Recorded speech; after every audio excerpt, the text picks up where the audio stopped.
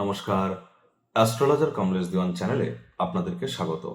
আজ এই প্রতিবেদনে আমরা আলোচনা করতে চলেছি মিথুন রাশি, মিথুন লগ্ন, জেমিনাই সাইনের জাতক জাতিকাদের 2026 সালের সেপ্টেম্বর মাস ঠিক কেমন অতিবাহিত হবে সে বিষয়ে প্রতিবেদনে আমরা বিস্তারিত আলোচনা করব। গ্রহগত নক্ষত্রগত গোচরের ছক ধরে ধরে মোরাললেস আপনাদের জীবনের প্রতিটি ক্ষেত্র নিয়ে আলোচনাটি কিন্তু অত্যন্ত গুরুত্বপূর্ণ হবে। কারণ এই মাসটির মধ্যে আমরা নাগপঞ্চমী, গণেশ চতুর্থী, আমরা জন্মাষ্টমী এগুলি তো পরিলক্ষিত করবই, এবং এর সাথে সাথে কিন্তু আমরা এই মাসে বৃহস্পতিকে কিন্তু উচ্চস্থ থাকতে দেখছি বুধের নক্ষত্রে। শনি কিন্তু আপনাদের কর্মস্থানে বক্রী থাকছে, আর এখানে কিন্তু আমরা পরিলক্ষিত করব আপনাদের ত্রিকোণপতি শুক্র স্বগৃহে গোচর করে রাজযোগের ন্যায় প্রভাব আপনাদের ক্ষেত্রে কিন্তু প্রদান করতে চলেছেন। বুধাদিত্য যোগ, লক্ষ্মীনারায়ণ রাজযোগ, এবং বুধের কিন্তু আমরা ভদ্রা নামক একটি রাজযোগ আপনাদের ক্ষেত্রে আপনাদের সুখভাবে আমরা পরিলক্ষিত করতে চলেছি। একাধিক রাজযোগ কিন্তু আমরা পরিলক্ষিত করব। আপনাদের মধ্যে যারা মৃগশিরা, আদ্রা এবং পুনর্বসু নক্ষত্রের জাতক জাতিকা, তাদের জন্য আলাদা করে নক্ষত্রগত আলোচনাতে আমরা থাকতে চলেছি। আর পরিশেষে যেমন প্রতিকার নিয়ে আলোচনায় থাকি তেমনটি তো আছি। আলোচনাটি ইন জেনারেল হবে, অর্থাৎ এই পৃথিবীতে যতজন মিথুন রাশির জাতক জাতিকা আছেন তাদের প্রত্যেকের জন্য এই আলোচনা। আপনি চাইলে আপনার ব্যক্তিগত গণনা এনি টাইম আমাদের দ্বারাই করাতেই পারেন। এর জন্য স্ক্রিনে আমরা নাম্বার দিয়ে থাকি। শনিবার রবিবার অফিসে এসে সামনাসামনি ফেস টু ফেস সাক্ষাৎ আপনারা করতেই পারেন কলকাতাতে।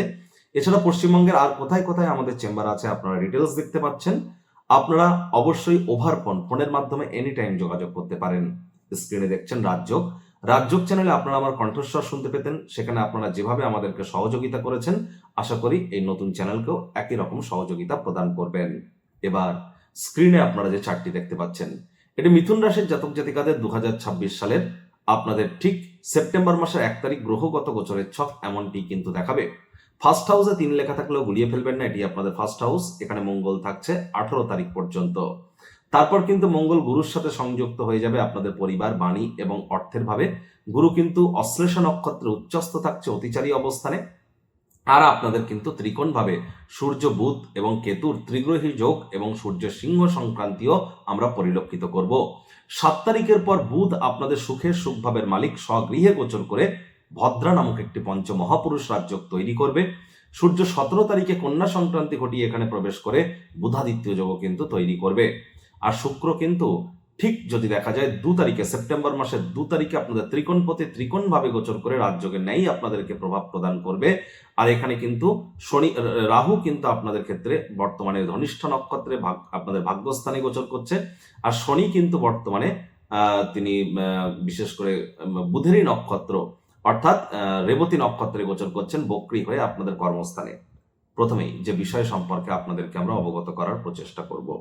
দেখুন, এ সময় যেহেতু গুরু উচ্চস্থ হয়েছেন, বুধের নক্ষত্রে গোচর করেছেন, গুরুর জ্ঞান, বুধের বুদ্ধি, এই দুইয়ের সংমিশ্রণের কারণে অবশ্যই আপনাদের পারিবারিক ক্ষেত্রে আপনার নতুন নতুন কিছু কিছু উপলব্ধি হাসিল করতে চলেছেন।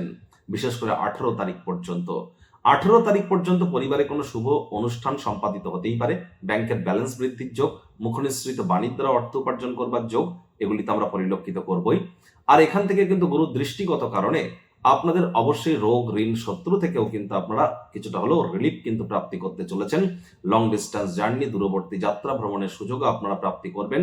অফবিট জগতে যারা পড়াশোনা করেন লাভান্বিত হতে চলেছেন। আবার যোগ্য কর্মচারী হয়ে থাকলে প্রমোশন, পদোন্নতি, স্যালারি ইনক্রিমেন্ট আপনাদের হতেই পারে।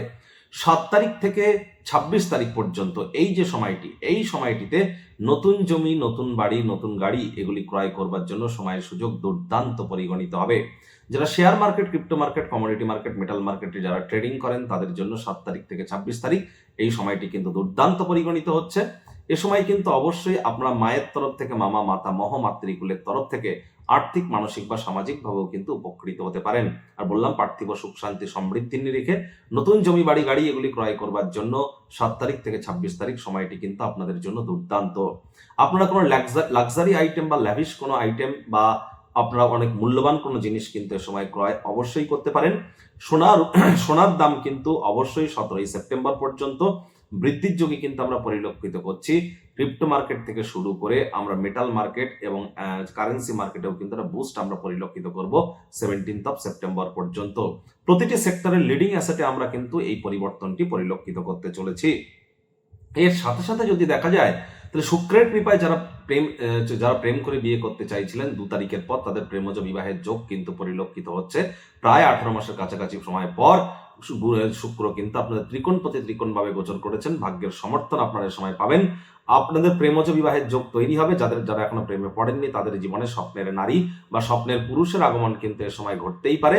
আর এ সময় অবশ্যই লাভ অ্যাট ফার্স্ট সাইটের মতো ঘটনাও কিন্তু ঘটতে পারে। প্রথম সন্তান সন্ততি গর্ভধারণ করবার জন্য এই সময়টি কিন্তু আপনাদের ক্ষেত্রে দুর্দান্ত। দ্বিতীয় সন্তানের ক্ষেত্রেও খুবই ভালো, তবে তৃতীয় সন্তানের ক্ষেত্রে একটু নজর কিন্তু আপনাদেরকে রাখতে হবে। আর আপনাদের পেটের সমস্যা, বদহজমের প্রবলেম থেকে থাকলে সেখান থেকে আপনারা রিলিফ কিন্তু প্রাপ্তি করতে চলেছেন। শিক্ষার্থী বিদ্যার্থীরা যারা আছেন, স্কুল লাইফে পড়াশোনা করছেন, তাদের জন্য সময় সুযোগ বেশ ভালো পরিলক্ষিত হচ্ছে। তবে যারা কলেজ লাইফে বা হায়ার স্টাডিজ করছেন তাদের ক্ষেত্রে বলবো পড়াশোনায় মনোসংযোগ আরো কিন্তু বৃদ্ধি করতে হবে। আর এখানে ভাগ্যস্থানে রাহু যেহেতু ধনিষ্ঠা নক্ষত্রে এবং রাহুর দৃষ্টি মঙ্গলের উপরে, পঞ্চম দৃষ্টি মঙ্গলের উপরে থাকবে 18 তারিখ পর্যন্ত। আর 18 তারিখের পর মঙ্গলের দৃষ্টি রাহুর উপরে, তাহলে আগুন, বিদ্যুৎ, বজ্রপাত এই কয়েকটি জায়গা থেকে আপনারা সাবধানতা অবলম্বন করে চলুন। আর চেষ্টা করুন যতটা সম্ভব সময়ের কাজ আপনারা সময়ে করতে পারেন। তাড়াহুড়ো হঠকারিতা এ সময় যেন ভুলেও করবেন না। নেতিবাচক অনুভূতির আশ্রয় গ্রহণ করলেই কিন্তু ক্ষতি।